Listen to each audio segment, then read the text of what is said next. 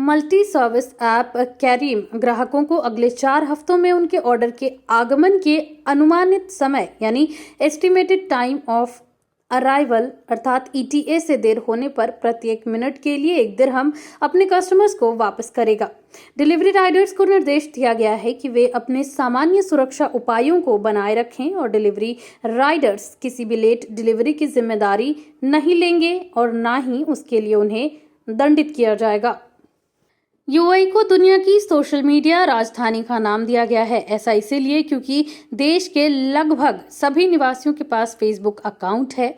10 में से 9.55 लोगों के पास लगभग पूर्ण स्कोर के साथ यूएई दुनिया की सोशल मीडिया राजधानी के रूप में शीर्ष स्थान पर है। यूएई में लोगों के पास औसतन 8.2 सोशल मीडिया प्लेटफॉर्म्स हैं, जो फिलीपींस के साथ संयुक्त रूप से दुनिया में सबसे तीसरा बड़ा है। यूएई में भी फेसबुक के साथ लोगों का हाईएस्ट परसेंटेज 100% से अधिक है। अध्ययन में पाया गया कि वर्ल्ड पॉपुलेशन रिव्यू के आंकड़ों के अनुसार देश में जनसंख्या की तुलना में यूएई में अधिक फेसबुक यूजर्स रजिस्टर्ड हैं। यूएई के बाद मलेशिया फिलीपींस का स्थान है। दोनों देशों ने 8.75, सऊदी अरब 8.41 और Singapore 7.96, Vietnam 7.62, Brazil 7.62, Thailand 7.61, Indonesia 7.5 और हांगकांग 7.27 स्कोर किया है। दुबई पुलिस ने 2023 की पहली तिमाही के दौरान यूएई में नशीली दवाओं से संबंधित अपराधों में कुल संदिग्धों में से 47% को गिरफ्तार किया। इन अभियानों के दौरान 238 किलोग्राम ड्रग्स और 60 लाख नशीली दवाओं की गोलियां जब्त की गई। अधिकारियों ने स्मगलर्स एंड सेलर्स पर शिकंजा कसा। उन्होंने सोशल मीडिया के माध्यम से छानबीन की, जिसमें 208 खातों में ड्रग्स को बढ़ावा देने वाले पाए गए।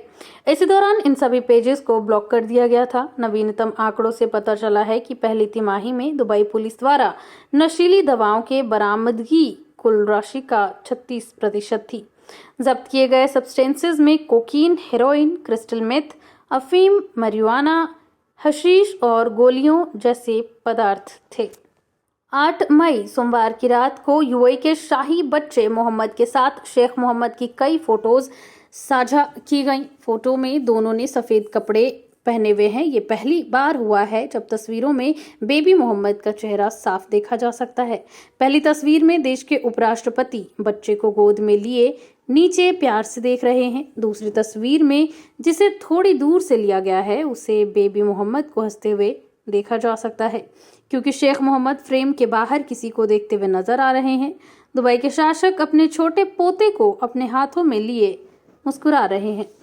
UAE ministry of human resources and administration ने यह घोषणा की है कि प्रतिष्ठानों को मिनिस्टेरियल रिजोल्यूशन नंबर 44 ऑफ 2022 के तहत श्रम आवास की उचित व्यवस्था करनी होगी। ध्यान रहे कि श्रम आवास अधिकारियों के द्वारा तय मानकों के आधार पर होना चाहिए। श्रम आवास में रोशनी होनी चाहिए, बेडरूम और बाथरूम सहित किचन और डाइनिंग हॉल होनी चाहिए। MOHRE ने ट्विटर के माध्यम से इस बात की जानकारी देते हुए कहा कि कंपनी को कर्मचारियों के लिए उचित श्रम आवास की व्यवस्था करनी होगी। अगर उस कंपनी में 50 या उससे अधिक कामगार काम करते हैं और कामगारों की तनख्वाह 1500 दिरहम या इससे कम है। अर्थव्यवस्था मंत्रालय ने सभी नामित गैर वित्तीय व्यवसायों और पेशों यानी all designated non financial businesses and professions के लिए एक महत्वपूर्ण नोटिस जारी किया है। सोशल मीडिया पर एक पोस्ट में अथॉरिटी ने चेतावनी दी है कि सभी DNFBP के लिए money laundering and terrorist financing risk assessment data collection exercise शुरू हो गई है, जिसमें एक ईमेल या तो अरबी या अंग्रेजी में रजिस्टर करने और प्रक्रिया शुरू करने के लिए एक लिंक के साथ भेजा गया था। गाजा पट्टी में इजराइल के हवाई हमले में 12 लोगों की मृत्यु हो गई, वहीं 20 लोग घायल हो गए। हमास के नियंत्रण वाली हेल्थ मिनिस्ट्री ने मंगलवार को इसकी जानकारी दी। रिपोर्ट्स के मुताबिक मरने वालों में फिलिस्तीन इस्लामिक जिहादी मूवमेंट के टॉप 3 कमांडर और उनके परिवार के लोग शामिल हैं। इजरायली सेना ने भी इस ऑपरेशन की पुष्टि की है। एक बयान जारी कर कहा गया है कि हमले के दौरान फिलिस्तीन के इस्लामिक जिहादियों को टारगेट पर रखा गया था। हमला सोमवार सुबह 2 बजे के आसपास हुआ। टाइम्स ऑफ इजराइल के मुताबिक सोमवार को गाजा पट्टी में हुआ हमला सरप्राइज अटैक था। इसमें फाइटर जेट समेत 40 एयरक्राफ्ट शामिल थे, जिन्हें कुछ ही सेकंड्स में 3 जगहों पर हमले करने थे। एडमिरल डेनियल हगारी ने बताया कि इजराइल की डिफेंस फोर्सेज ने शुरुआती हमलों में ही अपना मकसद पूरा कर लिया था। इस कैंपेन को ऑपरेशन शील्ड एंड एरो नाम दिया गया था। फोर्सेस का मकसद सिर्फ टारगेट हिट करना नहीं, बल्कि सुरक्षित वापस लौटना भी था। अटैक से पहले इलाके के 40 किलोमीटर के एरिया में रहने वाले इजरायलियों को बॉम्ब शेल्टर में भेज दिया गया था। पाकिस्तान में पूर्व प्रधानमंत्री इमरान खान की गिरफ्तारी हो चुकी है। इसके बाद से ही देश में बवाल मचा हुआ है। राजधानी इस्लामाबाद सहित कई शहरों में इमरान खान की पार्टी पीटीआई के समर्थकों ने जमकर हंगामा किया और तोड़फोड़ की। क्वेटा में प्रदर्शनकारियों के साथ झड़प में एक बच्चे की गोली लगने से मौत की रिपोर्ट दर्ज की गई। रावलपिंडी में तो पाकिस्तानी सेना के मुख्यालय पर भी हमला किया गया। इसके अलावा लाहौर कैंट में सैन्य कमांडरों के घरों में आगजनी की गई है।